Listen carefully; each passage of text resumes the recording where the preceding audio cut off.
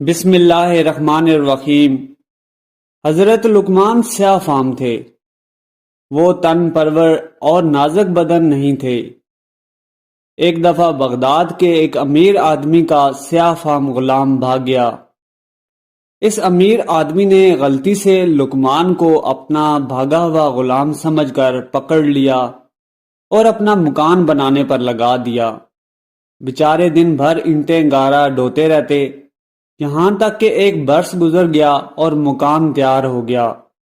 اتفاق سے انہی دنوں بھاگا ہوا غلام بھی واپس آ گیا۔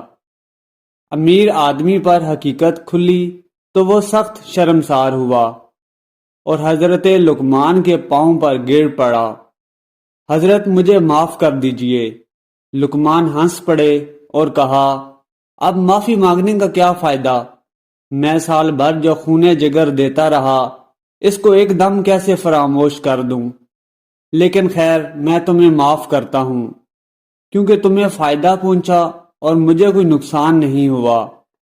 میرا بھی ایک غلام ہے، بعض اوقات میں اس سے سخت کام لیتا ہوں، آئندہ میں کبھی اس سے سخت کام نہ لوں گا، کیونکہ مجھے سال بھر مٹی گھارا اٹھانے کی یہ مشقت ہمیشہ یاد رہے گی۔